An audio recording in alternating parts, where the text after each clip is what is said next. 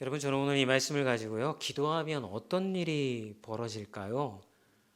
라는 제목으로 여러분과 함께 말씀을 좀 나눴으면 좋겠습니다. 저는 여러분 믿습니다. 기도에는 능력이 있습니다. 아멘. 네. 여러분들이 기도하면 여러분의 삶 가운데에 하나님의 놀라우신 은혜의 역사가 저는 일어나리라고 믿습니다. 여러분들도 믿으십니까? 그래서 사실 오늘 말씀은 예수님이 부활하신 후에 오순절이 임하기까지 지난주에 말씀드렸던 것처럼 40일 동안은 예수님이 제자들을 양육하고 성경 공부하는 시간을 가졌고, 나머지 오순절이 오는 그 10일 동안은 그들이 함께 모여서 기도하였다라고 하는 말씀을 여러분들에게 드렸죠. 이 제자들이 기도의 시간들을 통하여서 저는 지난 시간에 자기 스스로의 자기의 욕망을 내려놓는 그런 시간이었다라고 말씀을 드렸습니다. 기억이 나십니까? 지난주 설교가 기억이 안 나실 것 같아서 말씀을 드립니다. 그렇죠? 기억이 안 나시면 제가 또 이 설교를 써먹을 수가 있으니까 그것도 또한 감사한 일입니다. 그래서 이 기도의 시간들을 통하여서 자기의 욕망들을 내려놓고 내면의 빈자리에 예수님의 은혜로 체험을 받아서 그들의 삶이 변화되었고, 그들의 또 양육을 통하여서 변화가 일어났다라고 말씀을 드렸습니다. 오늘은 이제 어떻게 보면 그 열흘 동안의 기도하는 시간들을 통하여서 제자들에게 어떤 일이 일어났는지를 두 번째 시간으로 여러분들에게 말씀드리고 싶은 거예요.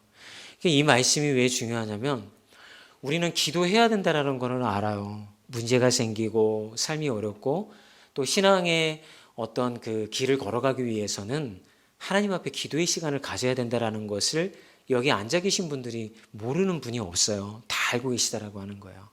그런데 정말 이렇게 우리가 모여서 함께 기도할 때에 이 교회 안에 또한 여러분의 삶 가운데에 어떤 일이 일어나는지에 대해서는 각기 고백이 다 다른 거죠. 그래서 오늘 이 사도행전의 말씀들을 통하여서 예수님이 부활하시고 난 다음에 하늘로 올라가시고 제자들이 모여서 기도하였을 때에 그들에게는 어떤 일이 일어났는가?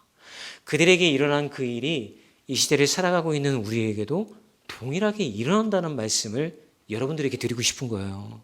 그랬을 때에 우리가 어떻게 자세가 변화가 되어졌을까요? 기도를 사모하게 되어지겠죠. 기도를 그냥 단순히 마지막 내가 주문을 외우고 그냥 내가 하소연하고 하나님 앞에 이런 것으로 끝나는 게 아니라, 분명히는 기도에는 능력이 있기 때문에 기도하면 여러분 안에 하나님의 능력이 일어나는 그런 역사가 일어난다는 것을 말씀드리고 또한 여러분들에게 약속드리고 싶은 거예요. 그러면 이 열흘 동안의 기도의 시간에 제자들에게는 어떤 일이 일어났을까요? 첫 번째는 기도의 시간들을 통해서 각자 다른 마음이 하나가 되는 일이 일어났다라고 하는 거예요. 사도행전 1장 13절과 14절의 말씀 함께 읽어볼까요? 같이 읽겠습니다. 시작. 들어가 그들이 유하는 다락방으로 올라가니 베드로와 요한, 야고보, 안드레와 빌립, 도마와 바들로메, 마테와 및 알페오의 아들 야고보, 셀롯인 시몬, 야고보의 아들 유다가 다 거기 있어 여자들과 예수의 어머니 마리아와 예수의 아우들과 더불어 마음을 같이하여 오로지 기도에 힘쓰더라. 이 구절에서 우리가 조금 주의 깊게 관심을 가지고 보아야 되는 구절이 있는데요. 그게 뭐냐면 더불어 마음을 같이하였다라고 하는 구절이에요. 이 구절을 표준 세번역에서는 뭐라고 번역하고 있냐면요, 마음을 모았다라고 이렇게 번역하고 있습니다. 그들의 마음이 무엇을 위하여서 하나가 되었을까요?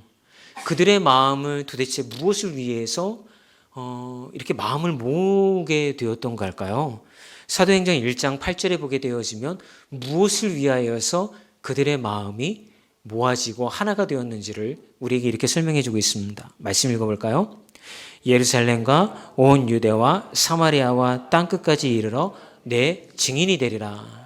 예수님이 하늘로 올라가시기 전에 제자들과 함께 40일을 같이 지냈다고 말씀을 드렸습니다.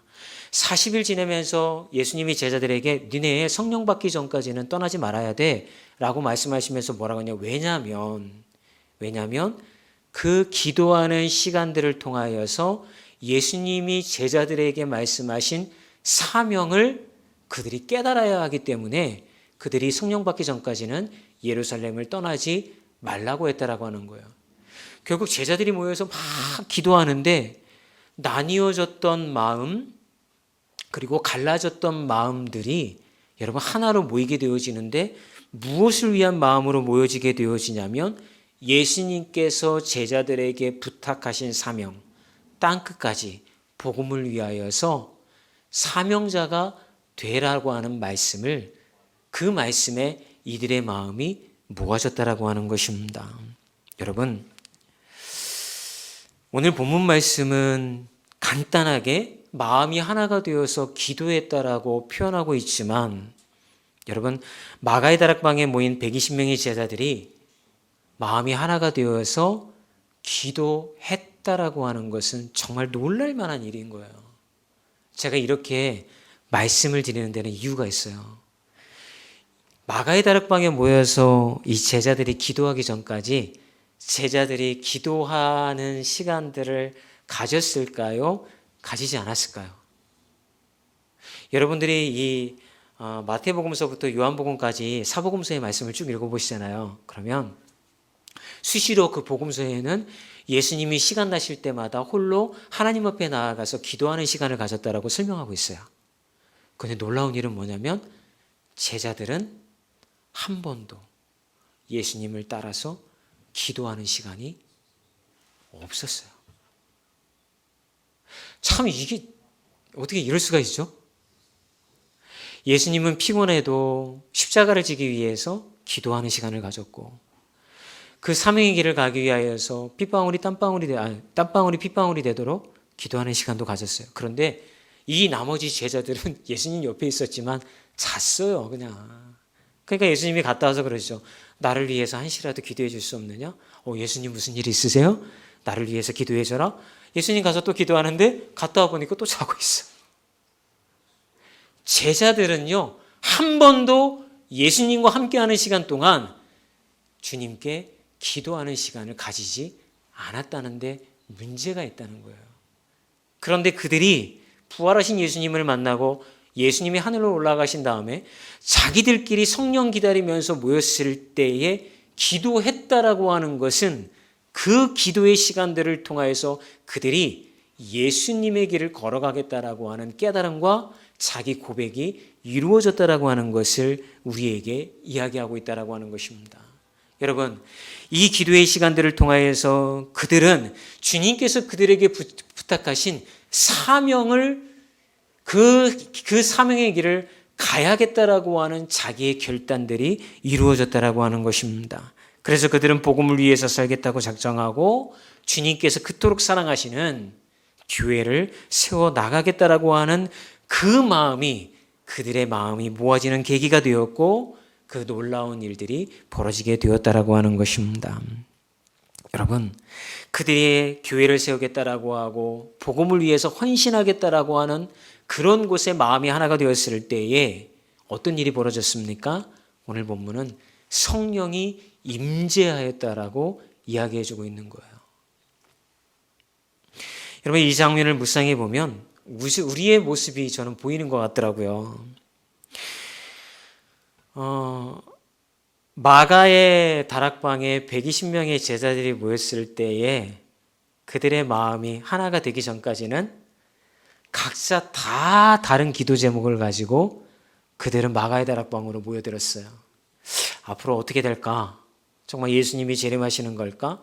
나는 가족도 돌봐야 되는데, 직장에도 출근해야 되는데, 내 삶에 물질도 부족하고 내 마음에 이런 근심이 있는데 여러 가지 각자 다른 기도 제목을 가지고 그들은 마가의 다락방에 모여서 사실은 그렇게 기도하고 있었던 거죠.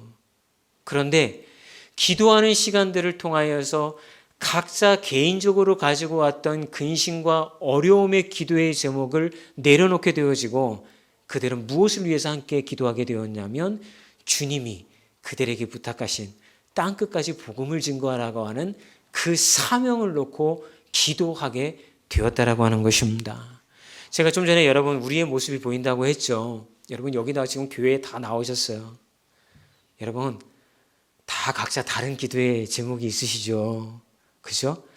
뭐 비슷한 기도 제목을 큰 테두리로 만들자고 하자면 돈 걱정, 건강 걱정, 자식 걱정, 마음에 상처받은 상처의 걱정, 이렇게 큰 카테고리로 우리는 분류를 할 수가 있을 거예요. 그죠? 그 기도 제목 가지고 오늘 예배 시간 나와서 찬양하면서 주님 제 마음 아시죠? 제가 가진 아픔 주님 해결해 주세요. 뭐 이렇게 기도하는 게 뭐가 문제겠어요. 그죠? 그죠? 그런데 주님 앞에 나와서 기도할 때에 제자들이 갈라졌던 각자의 기도 제목에 가지고 있었던 마음에서 그들은 기도를 통하여서 주님이 주신 사명으로 변화되었다라고 하는 거예요. 오늘 우리가 여기서 이렇게 모여서 예배드리는 이유, 우리가 여기 모여서 같이 찬양하는 이유, 기도하는 이유는 뭐냐면 각자의 기도의 제목들이 응답받기 위하여서 예배드리는 것이 아니라 주님께서 제자들에게 맡겨놓으신 그 사명처럼 우리도 주님의 복음을 위하여서 땅끝까지 복음을 전하는 사명자가 되기 위하여서 또 주님이 그토록 사랑하셨던 교회를 세워나가기 위하여서 이 자리에 모인 줄 믿습니다. 여러분 왜 이렇게 되어져야 됩니까? 주님은 우리에게 이렇게 말씀하셨어요. 하늘에 나는 새를 보아라, 들에 핀 꽃을 보아라. 아무도 돌보는 이가 없지만 그들은 먹고 사는 문제를 걱정하지 아니하고 주님의 돌보심으로 인하여서 그들이 살지 않느냐. 하물며 너희들을 어찌 그 새와 들의 꽃과 비교할 수가 있겠느냐. 너희들이 그들보다 중하지 아니하겠느냐. 이런 말씀을 예수님이 하셨어요. 그건 무슨 얘기예요? 주님이 여러분들을 돌보시겠다는 얘기인 거예요. 내가 너희들을 돌볼 테니까 너희는 그런 거 걱정하고 근심하지 마.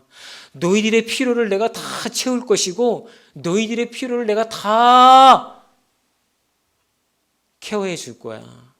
대신 너희들은 한 가지만 기억해. 이 땅 위에서 복음을 위해 살고 영혼 구원을 위해 살고 이 땅 위에 교회를 세워나가는 일에 너희들은 관심을 가지고 헌신하고 나아가는 거, 그것만 생각하면 되는 거야. 그러면 내가 너희를 위하여서 모든 것들을 행해 주겠다라고 말씀하고 계시다라고 하는 것입니다. 목사님, 내 문제 해결받기 위해서 예배드리러 오고 기도하는 게 뭐가 문제인가요? 뭐 그런 조금 저한테 묻고 싶죠. 그죠? 그게 뭐 그렇게 잘못이라고 그러지 말라고 예배 시간에 자꾸 얘기하는 거야? 이런 마음도 되실 거예요. 그런 생각을 가지고 계신 분이 있다고 한다면 여러분은 중요한 것 하나를 놓치고 계십니다. 그것은 다른 것이 아니라 14절의 말씀처럼 복음을 전하고 교회를 세우는 사명의 모든 제자들의 마음이 하나가 되었을 때에 하늘에서 성령이 내려왔다라고 하는 것입니다. 사도행전 2장 2절의 말씀입니다. 함께 읽어볼까요? 호련히 하늘로부터 급하고 강한 바람 같은 소리가 있어 그들이 앉은 온 집에 가득하며 마치 불의 여처럼 갈라지는 것들이 그들에게 보여 각 사람이 하나씩 임하여 있더니 그들이 다 성령의 충만함을 받고 성령이 말하게 하심을 따라 다른 언어들로 말하기 시작하니라. 여러분, 그들이 각자 가지고 나온 문제와 근심거리를 가지고 주님 앞에 나왔던 적이 있어요. 그게 언제예요? 예수님이 십자가에서 죽기 전에 이들은 다 그런 삶이었어요. 그냥 자신의 성공과 자신의 근심을 예수님이 해결해 줄 것 같아서 예수님 따라다닌 거예요. 그런데 그때는 성령이 임하지 않았어요. 그런데 그들이 함께 기도함을 통하여서 그들의 마음이 주님이 주신 사명, 십자가의 사명, 땅끝까지 복음을 전하고 영혼 구원하고 교회를 세워나가는 일에 우리가 헌신하겠다라고 하는 곳에 마음이 모여졌을 때에 하늘에서 성령이 임재하여서 그들의 능력이 아니라 성령의 능력으로 하나님의 일을 행하도록 만들어 놓으셨다라고 하는 거예요. 여러분, 이거는 굉장히 중요한 거예요. 왜냐하면 여러분의 삶 가운데 근심과 걱정이 이게 없어지지를 않아요. 그런데 우리의 신앙이 근심과 걱정과 물질에 매여 있으면 여러분의 삶 가운데 성령의 능력이 일어난다, 못 일어난다? 일어날 수가 없다라고 하는 사실을 우리에게 이야기해 주고 있는 거예요. 우리는 왜 걱정하고 근심하고 아파합니까?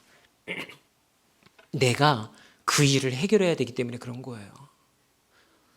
나이 먹은 분들은 노후에 걱정을 하시고 젊은 친구들은 자신의 미래에 대한 직장이나 어떤 벌이에 대한 걱정을 합니다.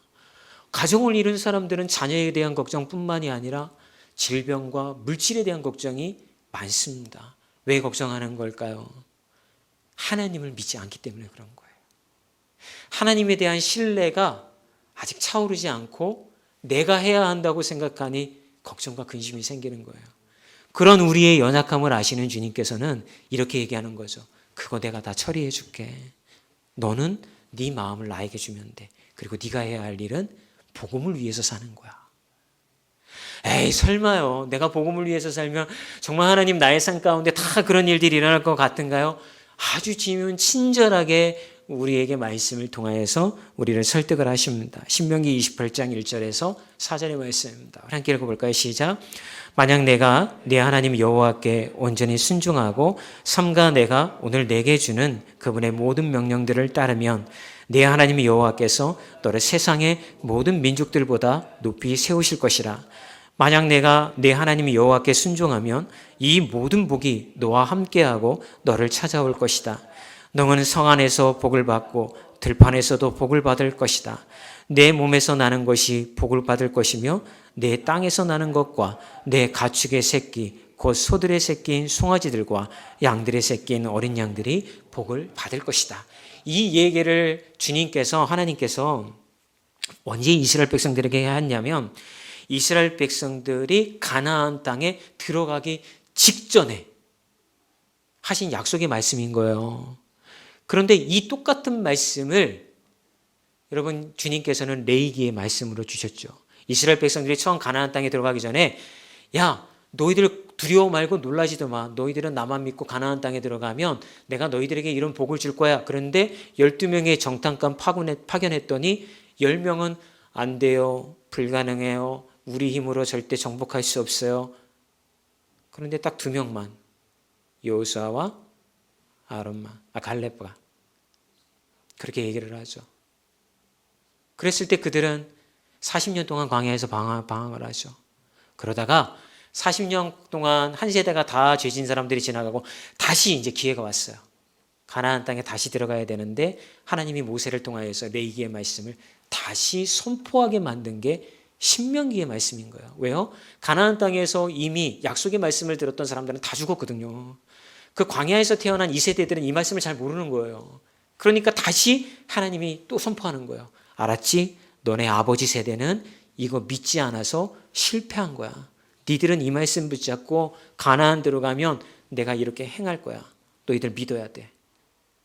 여러분 이 시대 살아가는 우리에게 이 말씀은 동일하게 설득의 말씀으로 우리에게 들어오는 거예요.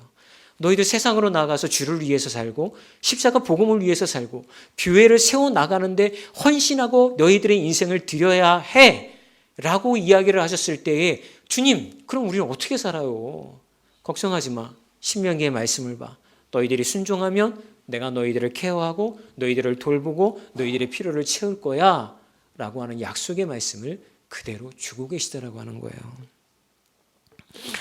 2월 달에 추천해드린 책 중에 I am a church member라고 하는 책 기억나시죠? 이 책입니다. 기억나세요? 네. 권사님들은 뭐 다 읽으셨으니까. 근데 이제 조금 까먹으실 시기가 돌아왔죠? 도대체 책의 내용이 뭐였더라? 가물가물할 때가 돌아오신 거예요. 근데 이 책에 저자였던 톰 레이너가 이 책에서 처음에 이런 얘기를 합니다. 요즘 신앙인들은 교회의 고객처럼 행동을 합니다. 그들은 마치 쇼핑하는 고객들처럼 자신들에게 필요한 신앙 프로그램을 쇼핑하듯이 교회를 찾아다닙니다. 자녀들이 있는 성도는 자녀들을 잘 돌봐줄 수 있는 프로그램을 제공하는 교회를 찾아다니고 자신들이 원하는 프로그램과 말씀이 있는 교회가 있으면 쇼핑하듯이 교회를 찾아다닙니다.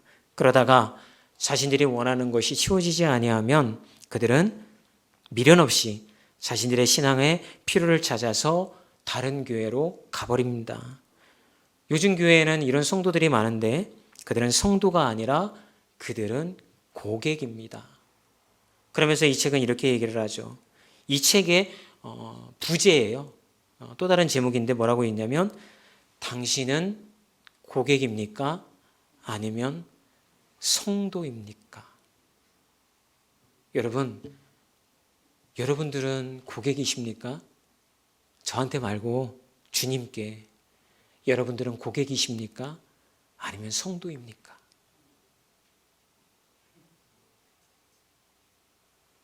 예수님을 따랐던 제자들은 이 부활하신 예수님 만나고 난 후에 열흘 동안의 기도의 시간들을 갖기 전까지는 다 고객이었어요. 주님이 이거 해주셔야 돼요. 나 이런 문제 있어요. 주님이 이런 응답 주셔야 돼요. 주님이 해결해 주시지 아니하면 저는 할 수가 없어요. 이런 고객의 입장으로 나의 필요를 끊임없이 주님한테 이야기를 했던 거죠. 그런데 부활하신 주님 만나고 그들이 열흘 동안 기도를 하면서 그들은 성도로 변화되어져 갑니다. 그러면서 이렇게 고백을 하죠. 주님, 나의 필요를 채우시는 주님, 저의 삶의 우선순위에 이제 주의 사명을 앞에 두고 교회를 세워나가고 복음을 위해서 살도록 하겠습니다. 라고 하는 성도의 고백이 그들의 입술을 통하여서 이 기도의 시간에 이루어졌다라고 하는 거예요. 사랑하는 여러분, 저는 우리 교회에 계신 분들이 우리 교회가 아니더라도 평생에 걸쳐서 믿음 생활을 하시기로 작정하셨다고 한다면 주님께 여러분들은 고객에 머무시면 안 됩니다. 주님 앞에 여러분들은 성도가 되셔야 됩니다. 주님, 내 문제 해결해 주세요. 이 단계를 넘어서셔서 주님, 나를 돌봐주실 것을 내가 알기 때문에 제가 이제 주를 위해서 살겠습니다. 교회를 세워나가는 일에 헌신하고 나의 시간을 드리겠습니다. 복음을 전하는 것에 나의 삶을 내어놓겠습니다. 이런 고백이 우리 성도님들에게 있기를 주의 이름으로 축원합니다. 두 번째 기도의 시간에 제자들에게는 어떤 일이 일어났을까요? 두 번째는 성령을 받음으로 힘들고 피곤한 사역을 기쁨으로 감당하게 되었습니다. 성령 기다리라고 했잖아요. 근데 왜 예수님이 성령 기다리라고 했을까요? 성령이 있어야지만 여러분 성도의 삶을 살 수가 있기 때문에 그런 거예요. 성령의 능력이 줄어들잖아요. 여러분들은 다 고객으로 돌아갑니다. 왜냐하면 성도의 삶은요, 자기 희생이 따라와야 돼요. 자기를 죽여야 되는 거예요. 근데 그게 너무 힘든 거예요. 그러고 싶지 않은 거예요. 그래서 주님께서는 여러분들에게 그 성령을 보내주신 거죠. 여러분, 우리가 성경의 말씀을 읽고 배우지만 머릿속에 있는 성경의 지식이 많다고 해서 예수님의 제자의 삶을 살아내지는 못하는 것과 마찬가지입니다. 전도해야 되는 거 여기 모르시는 분 없어요. 다 알고 계세요. 그런데 제가 한번 묻고 싶어요, 여러분. 토요일 날 교회에 이제 전도하러 오시잖아요. 전도지 나눠주실 때 거절도 당하고 민망함도 겪고 뭐 이렇잖아요. 그럴 때 부담스러우세요? 부담스럽지 않으세요? 교회에서 전도하러 나오세요? 막 제가 이렇게 하면 부담스러우세요? 안 부담스러우세요? 저는 여러분들 100% 부담스럽다고 생각해요. 나오기 싫은 거예요. 왜 그럴까요? 나도 부담스러운데 성도님들이 안 부담스러울까? 아니, 막 웃어가면서 얼굴에 가면을 쓰고 이런 일 아니면 내가 누구한테 살살거리면서 예수 믿으세요. 교회 나와보세요. 내가 이런 일을 왜 해요? 그죠? 근데 여러분, 한 가지 전도하면서 깨달음이 있죠. 첫 번째 깨달음이 뭡니까? 길거리에서 전단지 나눠주시는 분들의 전단지를 꼭 받아야겠구나. 외면하고 가니까 내가 해보니까 안 받으면 엄청 마음에 상처돼요. 그죠? 지하철 나올 때 누가 뭐 나눠주면 꼬박꼬박 받아주세요. 아셨죠? 예, 그거는 웃자고 하는 소리고. 여러분, 사실은 부담스러운 거예요. 주의 말씀대로 살아가고 우리 찬양팀이 찬양팀으로 헌신하고 여기에 뭐 이렇게 있고 또 주방에서 권사님들 봉사하고 매 주일마다 빠지지 아니하고 각자 교사로서 아이들을 가르치고 이 모든 것들이 여러분 다 부담스러운 일이란 말이에요. 그런데 그 부담스러운 일 가운데에 하나님은 우리에게 기쁨을 허락하여 주시었는데 그 기쁨을 빼앗기지 아니하고 하나님이 주신 기쁨으로 내가 섬겨야 할 자리에서 그 일을 행할 수 있는 유일한 능력은 어디에서 나오냐면 우리에게 허락하신 성령에서 나오는 거예요. 아까도 말씀드렸던 것처럼 어제 아이들이 전도를 나왔어요. 전도를 나왔는데요. 우리 애들이 처음에는 쭈삣쭈삣해요. 전도지 나눠주라고 하니까 부끄러워가지고 부담스러우니까 못 나눠주는 거예요. 근데 조금 지나니까 애들이 얼굴에 화색이 돌고요. 막 안 받으니까 그냥 쫓아가가지고 막 손에다가 얹어주고 장바구니에 넣어주고 그러다가 스텝이 꼬여가지고 그 앞에서 자빠져가지고 넘어지고 어제 우리는 그거 쳐다보느라고 너무 즐겁고 시간이 언제 가는지 알지도 못한 채 즐거운 시간을 보냈어요. 그러다가 이제 우리 막내가 교회로 막 뛰어 올라가요. 전도 시작할 때 가더니 자기가 전도지를 만들어 갔어요. 제가 그거 여러분 보여드리려고 하다가 좀 오바인 것 같아서 그냥 말씀만 드립니다. 뭐라고 했냐면 예수님은 메시아이십니다. 예수님과 하나님을 당신들은 믿어야 합니다. 라고 딱 그렇게 하고 들고 나온 거예요. 여러분, 우리가 섬김의 자리에 있다는 건 참 힘든 일입니다. 부담스럽고 또 예배만 왔다 갔다 하고 싶은 마음인 거예요. 저는 여러분들한테 너무 감사해요. 우리 교회가 큰 교회가 아니잖아요. 그죠? 이 작은 교회에 나오시는 건 여러분 대단하신 거예요. 왜요? 안 나오면 대번 알아. 그 자리가 빈 거 대번 알아. 어디가 있는지도 알아. 목사님 전화 와. 무슨 일이 벌어졌는지 모르는 사람들이 없어. 근데 큰 교회 가면요. 내가 왔다 갔는지 나라는 사람이 누군지 그냥 얼마나 편한지 몰라요. 그냥 내가 예배 시간에 늦든지 한 달을 빠지든지 몰라요. 그런데도 여러분들이 큰 교회 가시지 아니하고 그 편함을 여러분들이 선택하지 아니하고 작은 교회에 오시는 이유는 뭘까요? 부담스럽지만 이 교회를 섬겨야 한다라고 하는 여러분 안에 고백이 있기 때문에 나오시는 줄 믿습니다. 그 섬김의 자리에 서 있을 때 주님이 주신 기쁨을 우리가 빼앗기지 않고 여전히 이 작은 교회를 세워나가는 일에 여러분이 동참하실 수 있는 힘은 도대체 어디에서 나오는 걸까요? 아까 말씀드린 것처럼 성령인 거예요. 성령. 그러면 여러분 늘 이렇게 성령님을 통하여서 기쁨과 평안을 우리에게 지켜 주실까요? 네, 그렇지 않죠. 사도행전 2장에 보면 성령의 임재를 체험하고 나서 놀라운 일이 일어나요. 베드로가 한마디 했더니 3,000명이 회심합니다. 안진뱅이가 일어납니다. 병진 자들이 다 치유를 받습니다. 그런데 사도행전 2장 이후에 28장까지 쭉 읽어가면 무슨 일이 벌어지느냐? 스데반이 잡혀 죽습니다. 베드로가 감옥에 갇힙니다. 제자들에게 핍박이 다가옵니다. 저는 사실 이게 잘 이해가 안 갔어요, 처음에.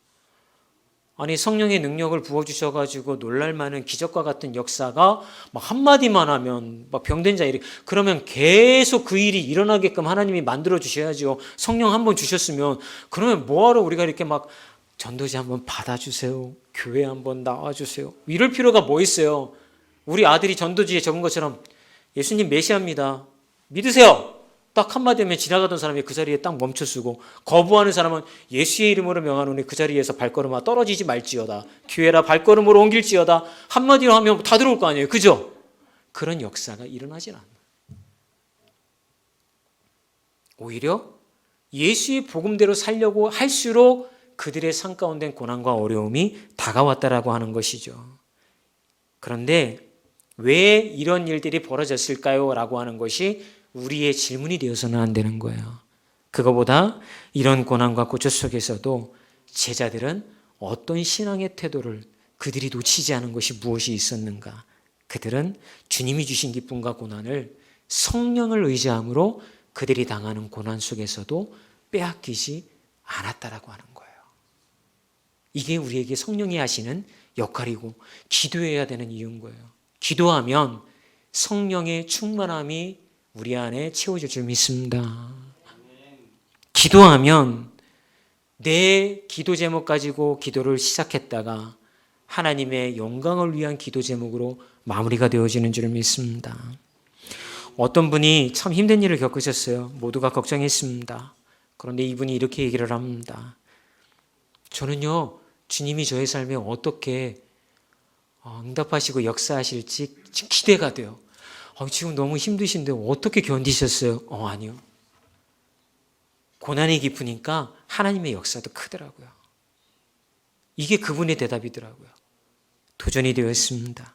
혹시 여러분 교회를 섬기다가 또는 여러분의 삶에 어려움을 인하여 자꾸 마음이 낙담되고 또는 부담스러움이 생기고 주의 일을 하는 거, 주의 사명을 감당하는 게 여러분의 관심에서 멀어지고 있다고 한다면 바로 이때가 여러분 안에 기도의 시간이 회복되어져야 될 시간입니다. 그럴 때 우리 안에 변화가 일어납니다. 말씀 마치기를 원합니다. 기도한다고 무슨 일이 일어날까요? 저는 처음에 말씀을 시작하면서 이런 질문을 드렸습니다. 여러분들은 기도한다면 정말 여러분의 삶에 어떤 일이 일어난다라고 그렇게 믿으시나요? 아니면 기도란 어디다 이야기하지 못하는 나의 비밀을 신적 존재라고 하는 존재 앞에 하소연하고 울다가 내 속 시원해져서 돌아가는 것이라고만 여러분 생각하고 계시지는 않습니까? 그렇다고 한다면 오늘 마가의 다락방에서 기도하는 시간들을 통하여서 놀라운 변화를 경험한 이 제자들에게 일어난 변화에 여러분들이 시선을 고정하였으면 좋겠습니다. 기도하였더니 자신의 문제에서 하나님의 사명으로 그들의 시선이 옮겨졌습니다. 기도하였더니 고객이 아니라 성도가 되어졌습니다. 이제 주님은 우리에게 이렇게 부탁하십니다. 너희들에게 기도의 시간이 회복되어지면 너희들이 내 자녀의 삶을 살아갈 수 있다고 하는 것.